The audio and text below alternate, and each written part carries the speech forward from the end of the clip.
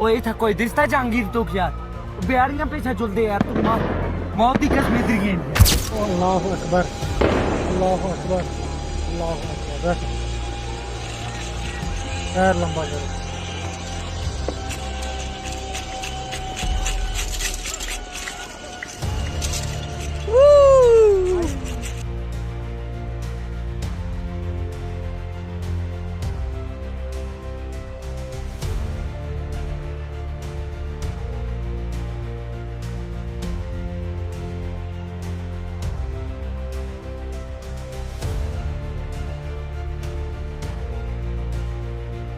नमस्कार दोस्तों, आज हम बात करने जा रहे हैं एक ऐसे खौफनाक हमले की जिसने पूरे देश को झकझोर कर रख दिया।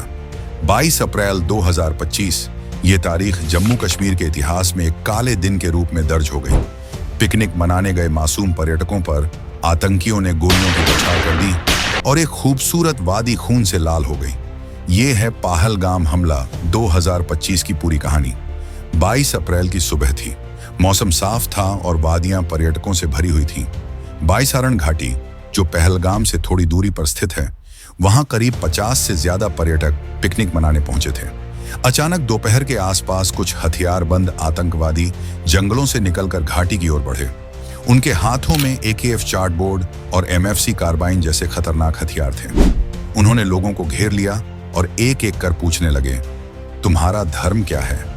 जैसे ही किसी ने हिंदू या गैर मुस्लिम होने की पुष्टि की, उन्हें गोली मार दी गई। एक महिला जो अपने पति के साथ पिकनिक मना रही थी ने बताया, हम खाना खा रहे थे, तभी एक नकाबपोश आतंकी आया। उसने मेरे पति से पूछा, मुसलमान हो? मेरे पति ने नहीं कहा और अगले ही पल उसने गोली चला दी। हमला इतना अचानक और भीषण था कि किसी को बचने का मौका ही नहीं मिला। घाटी गोलियों की आवाज से गूंज उठी, बच्चे रोने लगे और लोग अपनी जान बचाने के लिए पेड़ों की आड़ में छिपने लगे। इस आतंकी हमले में 26 मासूम नागरिकों की जान चली गई, जिनमें से ज्यादातर पर्यटक थे। 20 लोग गंभीर रूप से घायल हुए, जिनका इलाज श्रीनगर के विभिन्न अस्पतालों में चल रहा है। एक स्थानीय मुस्लिम पोनी ऑपरेटर जिसने लोगों को बचाने की कोशिश की, उसे भी आतंकियों ने मार डाला। सीन 4 आतंकी कौन थे?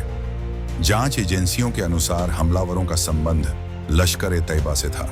शुरुआत में एक आतंकी संगठन द रेजिस्टेंस फ्रंट ने जिम्मेदारी ली, लेकिन बाद में उसे हटा दिया गया। 3 हमलावरों की पहचान पाकिस्तानी नागरिकों के रूप में हुई है।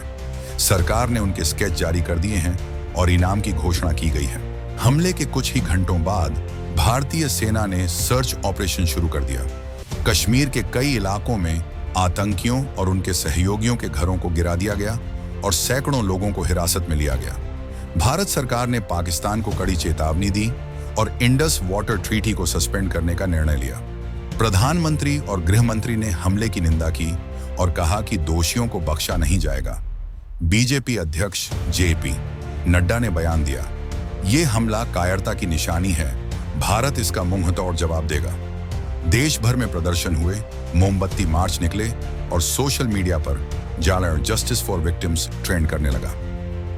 दोस्तों, पहलगाम जैसा हमला सिर्फ एक क्षेत्र पर नहीं, बल्कि पूरे देश के दिल पर हमला है। इन मासूम लोगों ने सिर्फ एक दिन की छुट्टी बिताने का सोचा था, लेकिन उन्हें क्या पता था कि मौत उनका इंतजार कर रही है। आतंकवाद का कोई मजहब नहीं होता और हमें एकजुट होकर इसके खिलाफ खड़े होना होगा। भारत पर हुए आतंकी हमले जैसे 1993 मुंबई ब्लास्ट, 2001 संसद हमला, 26 नवंबर पुलवामा और हाल ही में 2025 का पहलगाम नरसंहार, ये सभी हमें बार बार याद दिलाते हैं कि आतंकवाद ने हमारे देश को कितना गहरा जख्म दिया है। हर बार हमले के पीछे कहीं ना कहीं पाकिस्तान का नाम जुड़ता है, कभी आतंकियों को पनाह देकर तो कभी सीधे समर्थन देकर। भारत ने हर स्तर पर जवाब देने की कोशिश की, सर्जिकल स्ट्राइक, कूटनीति, वैश्विक दबाव, लेकिन फिर भी मासूम लोग मरते रहे। अब देश की जनता का सब्र टूट रहा है।